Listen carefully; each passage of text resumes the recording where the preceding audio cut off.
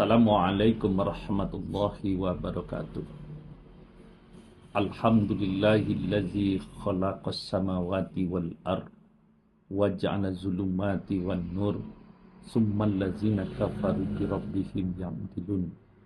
Asyhadu an la ilaha illallah wahdahu la syarikalah wa asyhadu anna Muhammadan abduhu war rasuluh sallallahu alaihi wasallam la nabiyya ba'dah. Hai Sobat Yasni, bingung mau kuliah di mana? Mari bergabung bersama kami di IA Yasni Bungo.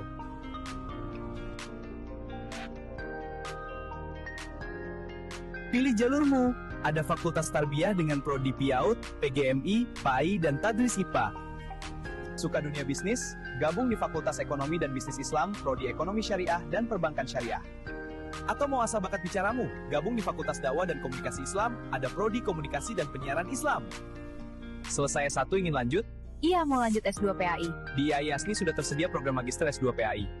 Tunggu apa lagi? Jadi bagian dari kami sekarang juga. IA Yasni Bungo, Kampus unggul berkarakter Islami. Hadirin yang dirahmati Allah, kita bersyukur kepada Allah Subhanahu wa Ta'ala bukan hanya dengan kalimat Alhamdulillahirabbil alamin, tetapi di balik itu Allah menginginkan kita menjadi hamba yang selalu ingat dan bersyukur kepada Allah, sehingga ada kalimat Allah abdan syakurah, hamba yang selalu bersyukur. Kita berdoa dan berselawat buat Nabiullah Muhammad sallallahu alaihi wasallam sebagai nabi terakhir yang membawa kebenaran melalui agama Islam yang bersumberkan kepada Al-Quran dan Sunnah. Hadirin yang dirahmati Allah, Ramadan merupakan satu bulan yang penuh keberkahan, yang tidak bisa dinilai bagaimana keberkahan Ramadan itu. Tapi kita harus memahami bahwa bulan Ramadan adalah satu bulan yang diperuntukkan oleh Allah kepada hamba Muhammad Rasulullah sallallahu alaihi wasallam dengan target menjadikan hamba yang selalu bertakwa. Keistimewaan bulan Ramadan tidak bisa kita rinci dalam waktu yang singkat. Tapi salah satu bulan Ramadan itu adalah diturunkannya Al-Quran oleh Allah. Al-Quran diturunkan pada bulan Ramadan adalah untuk menjadi huddal linnas, menjadi petunjuk bagi manusia. Nah, ketika di bulan Ramadan kita tidak membaca Al-Quran, tidak merindukan Al-Quran siang dan malam, tentu kita akan menjadi hamba yang merugi. Rasulullah katakan, ada 4 golongan yang selalu dirindukan oleh surga siang dan malam. Di antaranya tilawatil Quran, orang yang hobi membaca Al-Quran. Nah, kita tidak dapat menilai begitu tingginya nilai Ramadan tentang Al-Quran. Orang yang hobi membaca Al-Quran siang dan malam, maka surga juga merindukan siang dan malam untuk orang yang hobi membaca Al-Quran. Bagi kita, sebagai orang yang beriman, sebagai orang yang ingin beramal soleh, ketika Allah memberikan Ramadan sebagai salah satu tempat untuk meningkatkan amal ibadah, tidak salah rasanya kita membuka hati, membuka kesempatan untuk senantiasa membaca Al-Quran pada bulan Ramadan. Setidaknya yang pertama, kita membaca Al-Quran pada bulan Ramadan adalah untuk menambah keimanan kita. Wa iza tuliyat alaihim ayatuhu zadatuhum imana.